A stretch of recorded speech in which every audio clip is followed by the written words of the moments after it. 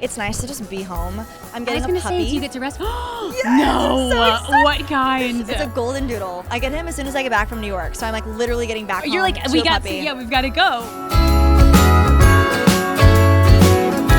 We're so happy to have you here. Thank Jingle you. Ball. Thank you Looking so much. amazing. Thank you so brought much. This I appreciate sparkle. it. Thank What's you. it like to be at New York Jingle Ball at the iconic Madison Square Garden? It's so much fun. I've only been here one time to MSG, but I've never been to a Jingle Ball. This is my first time here, let alone walking the carpet, and I'm just so excited at all the holiday feels, and a bunch of my friends are playing tonight, so I'm really excited to be here. I love that. And New York, like this time of the year, like the holidays, Magic. do you get to spend a lot of time? Did you get to do any of like the New York holiday traditions? Not yet. So we flew in this morning, but we're gonna have a girls' weekend after this and get to go see like the Saks Fifth Avenue exhibit and all the fun stuff. Maybe the Rockettes. So my first time like really actually getting to spend time in New York for the holidays. I'm very excited. So any recommendations, let me know. Oh, Just you text know me, I for got real. it. We have an amazing lineup tonight, like you said. There's so many artists. Anyone that you're particularly excited to either catch up with backstage or see their set list on stage? Yeah, honestly, I've never seen Tate live, and I'm really excited to see her live. She's phenomenal. I've seen all the Instagram videos and TikTok videos, but never experienced it live, so I'm very excited for that. And then also, my friend Benson Boone's playing tonight, so I get to see him play. I've seen him. The best. He's the greatest. I've seen him so many times, and he's just phenomenal. And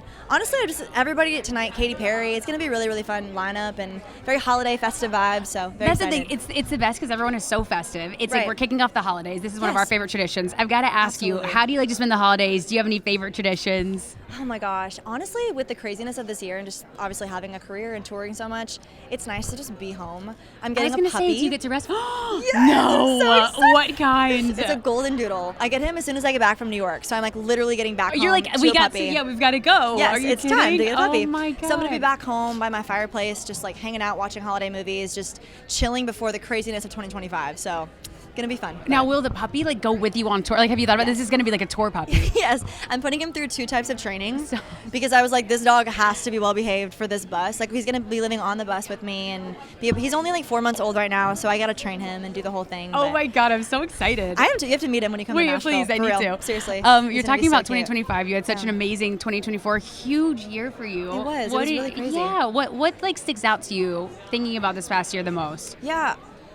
Man, honestly, I would say my first #1 single at country radio. It was huge, and I was iHeartCountry on the Verge artist this past year, which was such a massive honor that a company like iHeart wanted to get behind me and my music, and they brought my song Your Place to #1 on the chart, which was a really big deal and changed my life completely. And yeah, I'm really, really excited. It's been the best year of my life so far. It's just been incredible, and getting to play the Opry so many times and go on tour with people like Jordan Davis, and now I'm going on tour with Kane Brown and my own headline tour, and it's been a whirlwind. It's been so much fun and a lot to get used to, but in the best way. It's just been a very fun time. Yeah, and you deserve it all. In 2025, what are you most looking forward to? Like, what are you? My sophomore album, man. We're writing That's it. Crazy. I know.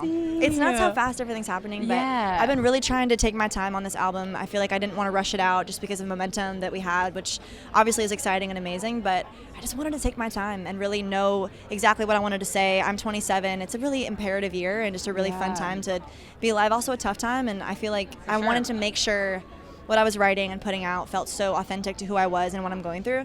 So yeah, next year though, album coming out. So where do you find the time? Like, are you like writing in between shows? Are you writing on the bus? Like, is it hard to like dedicate and be like, okay, I really want to focus on this? Yeah, it definitely is. And I think this past year I experienced the first ever like really big burnout I've ever had in my entire life. Really? Yeah, and so it was tough to tour and also be on like radio promo and do all of this stuff, and then also write my second album. It was a lot to get used to, but I think everybody in their mid-20s feels that burnout, whether it's music or any kind of career. Yeah. So I had to learn how to navigate that, and now it's just figuring out when to fit it into the schedule. Now I have a tour bus, so I'm able to actually relax a little more and have writers come on the bus and all of that. That's amazing. And that sophomore album is always tough too, but like the fact that you're taking your time with it and figuring out like, what do I want to say next? Right, needed. So key. Because I didn't want you have your whole life to write your first album, right? And so true. Second album is just a bit of a challenge, but it's also a really fun challenge to know I want to be brutally honest in what I say and be able to speak truth through my lyrics and tell people exactly where I'm at in my life. And